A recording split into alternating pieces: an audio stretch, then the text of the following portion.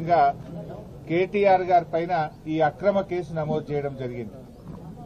ముఖ్యంగా రైతు బంధు విషయంలో వానకాలం రైతు బంధు ఎగ్గొట్టి యాసంగి పంటకు కూడా చెప్పిన 15,000 కాకుండా కేవలం 6,000 రూపాయలు ఇస్తామని చెప్పి ప్రజల్లో తీవ్రమైన వ్యతిరేకతను ప్రభుత్వం ఎదుర్కొంటా ఉంది. ఏడాది పాలన తర్వాత అన్ని సర్వే రిపోర్టులలో కూడా ఈ ముఖ్యమంత్రి ఫెయిల్యూర్ సీఎం అని, ఈ ప్రభుత్వం ఫెయిల్ అయిందని చెప్పి ఈ రాష్ట్రంలో వచ్చిన అన్ని సర్వే రిపోర్టులు కూడా తెలియజేస్తా ఉన్నాయి. సో ఈ క్రమంలో మా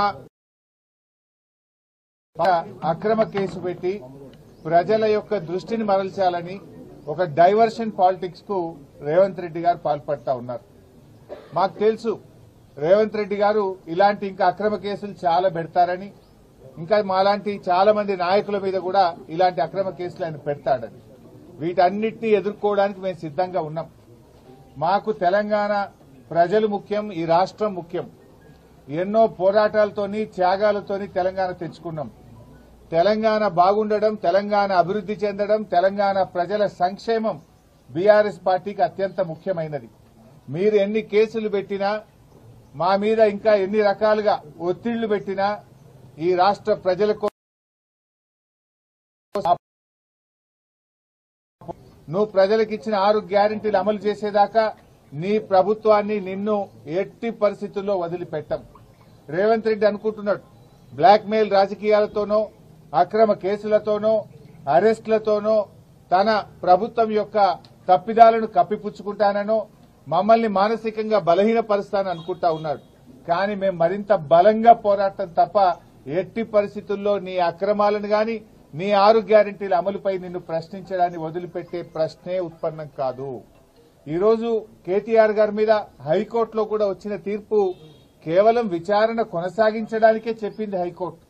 ఇది అక్రమ కేసు, దీని విచారణ నిలుపుదల చేయాలని చెప్పి బీఆర్ఎస్ పార్టీ తరఫున మేము కోర్టుకు వెళ్లాం.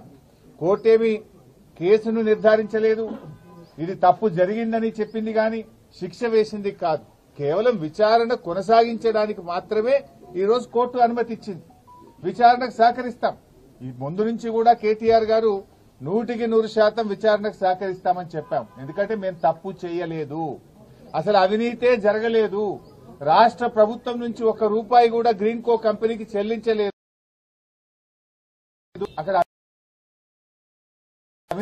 ఇది ఎప్పుడు జరిగింది? రేవంత్ రెడ్డి గారు ప్రమాణ స్వీకారం చేసిన 3వ రోజే ఆ కంపెనీ ప్రతినిధి ఏడాది పాటు నువ్వు ఎందుకు కేసు పెట్టలే, ఏడాది తర్వాత ఎందుకు పెడుతున్నావు? కేటీఆర్ గారు అడుగడుగునా నేను ప్రశ్నిస్తా ఉన్నాడు, నీ తప్పిదాలను బయట పెడతా ఉన్నాడు, నీ ప్రభుత్వం యొక్క వైఫల్యాలను ఎత్తి చూపుతా ఉన్నాడు కనుక ఏడాది తర్వాత దాన్ని బయట పెట్టినావు. నిన్ను ఆ కంపెనీ ప్రతినిధి కలిసిన విషయాన్ని నువ్వు ఎందుకు బయట పెట్టలే, మీడియాకి ఎందుకు చెప్పలే? అది మేం బయట పెట్టినాం. దీన్ని అంతా బట్టి చూస్తా ఉంటే దృష్టి మరల్చడానికి ప్రభుత్వం చేస్తా ఉంది.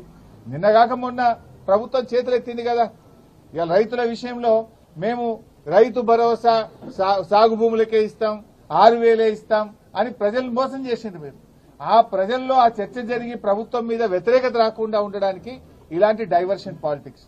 బట్ అయినా కూడా మాకు న్యాయస్థానాల మీద గౌరవం ఉంది, చట్టం మీద గౌరవం ఉంది. తప్పకుండా మేము అన్ని రకాలుగా దీనికి సహకరిస్తాం. సరే, ఫర్దర్ గా సుప్రీంకోర్టు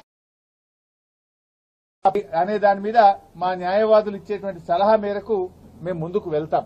బట్ మొన్న కూడా మీరు చూశారు, కేటీఆర్ గారు ఏసీబీ ఆఫీస్కి వెళ్లారు. ఎక్కడ కూడా ఎక్స్టెన్షన్ అడగలేదు, మేము టైం కూడా అడగలేదు. వాళ్ళు నోటీస్ ఇస్తే మేము వెళ్ళాం. ఎందుకంటే తప్పు చేయలేదు కనుకనే ధైర్యంగా విచారణకు పిలిచారు. తప్పకుండా వెళ్తాం. ఎట్టి పరిస్థితుల్లో విచారణకు మేము వెనుక వెళ్లట్లేదు. కాకపోతే ఈ ప్రభుత్వం తీరు బాగలేదు కనుక న్యాయవాదులతో నేను వెళ్తాననే కేటీఆర్ గారు అన్నారు తప్ప దాదాపు 45 నిమిషాలు విచారణకు వెళ్లడానికి రోడ్డు మీద నిలబెట్టినా కూడా ఓపిక్గా కేటీఆర్ గారు ఏసీబీ ఆఫీస్ ముందు నిలబడ్డారు. దట్ మీన్స్ మేమేం తప్పించుకోవాలని కాదు, ఎందుకంటే మాకు తప్పు చేయలేదు అనేటువంటి పూర్తి నమ్మకం మాకుంది. అక్కడ అసలు అవినీతే జరగలేదు. ప్రభుత్వ ఖజానా నుంచి 1 రూపాయి పోకుండా నువ్వు అవినీతి జరిగిందని ఎట్లంటావు? అవినీతే జరిగిన ప్రశ్నే లేదు అక్కడ. ఈ రాష్ట్రం ఇమేజ్ పెంచడానికి, హైదరాబాద్ బ్రాండ్ ఇమేజ్ పెంచడానికి ఈ రోజు ఈ కార్ రేసింగ్ ను కేటీఆర్ గారు హైదరాబాద్ తెచ్చారు. బాగా పనిచేశాడు వాస్తవానికి. ప్రపంచం మెచ్చుకున్నది, దేశం మెచ్చుకున్నది, మిగతా రాష్ట్రాల ముఖ్యమంత్రులు కూడా ఇది మా రాష్ట్రానికి వస్తే బాగుండని చెప్పి ఇతర రాష్ట్రాలు మనతో పోటీ పడ్డాయి. కానీ కేటీఆర్ గారు ఒప్పించి మెప్పించి మన రాష్ట్రానికి తెచ్చి మన హైదరాబాద్ బ్రాండ్ ఇమేజ్ పెంచే ప్రయత్నం చేశారు. అంతే తప్ప ఇక్కడ అవినీతి జరగలేదు.